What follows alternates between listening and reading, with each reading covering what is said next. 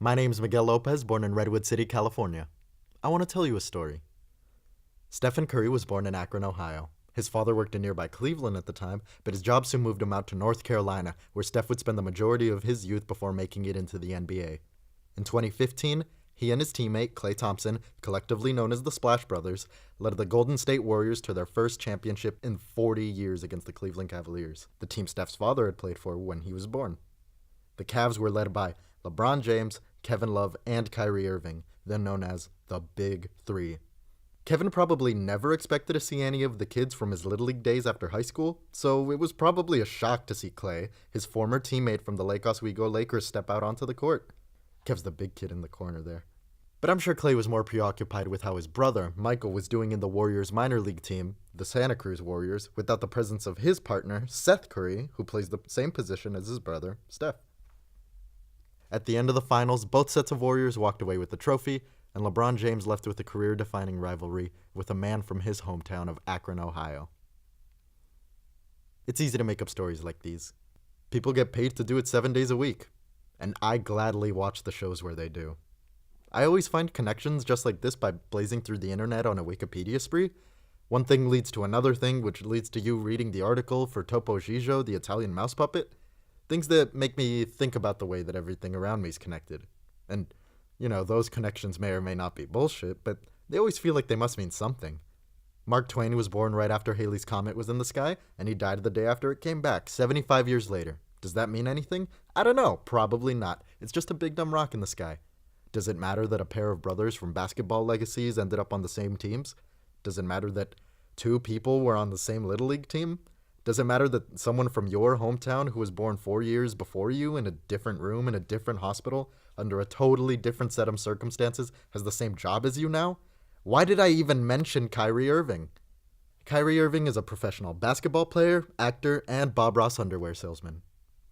Or I guess he is part of an underwear company which features a weirdly high amount of designs with Bob Ross on them. Bob Ross was the star of the TV series The Joy of Painting, where he'd spend half an hour teaching you how to paint landscapes. The show is filmed by the PBS station WIPB, located in Muncie, Indiana. The public broadcast service also produces Arthur, an animated kids show with a main character who used to look like an aardvark, but over the years has definitely evolved into looking like Voldemort. Arthur featured a number of guest stars from time to time, from Philip Seymour Hoffman, which I bet the kids loved, to Joan Rivers, who played Francine's grandmother in 2 episodes. Joan had a long and varied career, although I'm sure few remember her for her credits on The Ed Sullivan Show, writing bits for the Italian mouse puppet Topo Gigio. Wait, didn't I read this already? It's almost scary how hard it is to unsee the strings that tie something to something else once you're exposed to them. At least it is for me. Our brains are funny in that way. We experience the world, keep the good stuff, get rid of the boring stuff. I think we'd probably lose our minds if we remembered everything, So how do we decide what to keep and what to get rid of? I don't even think we get to decide, honestly. We're stuck with the names of state capitals, Paramore albums, and breakfast items on the Jack in the Box dollar menu, instead of poetry, geometric theorems, or medical knowledge. Maybe the Paramore albums are more useful in the long run? It's not like we'd know ahead of time anyways. It isn't until way after the fact that we can look back and see all the gaps we didn't even know existed before, and see how they suggest even more gaps that we're yet to overcome.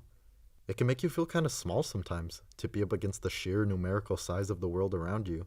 It can be kind of difficult to see how you matter, or how anything can matter, when you're up against a literal universe of things and information trying to matter more than you. That's how Arthur makes me feel now, okay? Maybe it's time for another trip down the rabbit hole. When I was a kid, I loved reading newspaper comics, probably because it was reading but with fun involved. One of my favorite strips growing up was Garfield.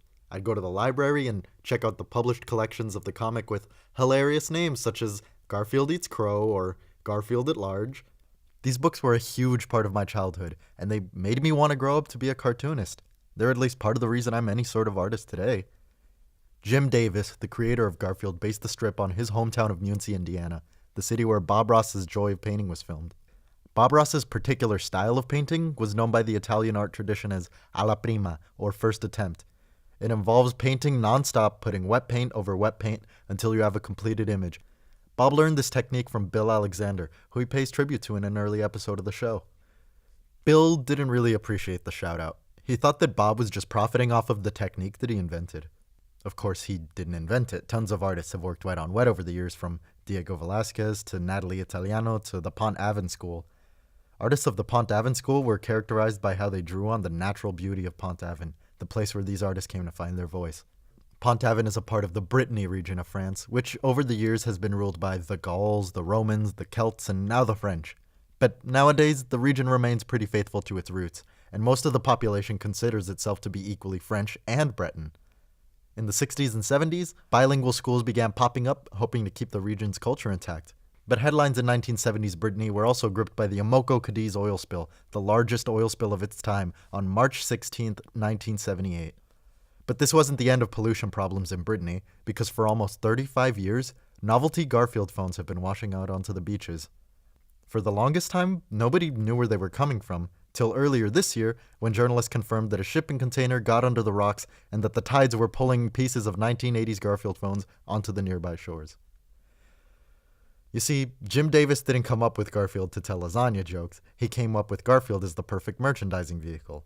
Like Arthur the Aardvark, he underwent a physical transformation from a weird but more distinct design to a sanded down, commercialized plush toy mold that can be turned into reading posters for middle schools. How much Garfield exists in the world? There are over 14,000 Garfield comic strips, thousands of window toys and television specials, sarcastic t-shirts, chia pets, cheap mugs, web browser games, Christmas baubles, books, statues, and novelty telephones that bear Garfield's image. Why is this the character that my mind latched onto when I was an impressionable 8-year-old?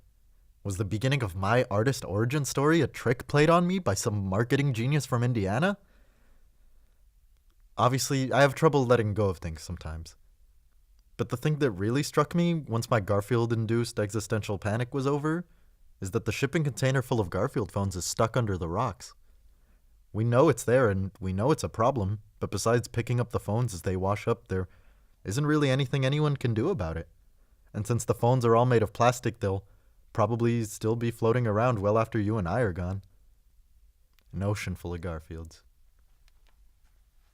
Miguel Lopez, born and raised in the San Francisco Bay Area. I don't know if I think the way that I do because of where I live, or because of what I grew up enjoying, or because I keep revising myself trying to build meaning where there maybe isn't any. But I always want to find out. And I like wanting to go and find out. So maybe it doesn't matter that it doesn't matter. What about you? How do you make sense?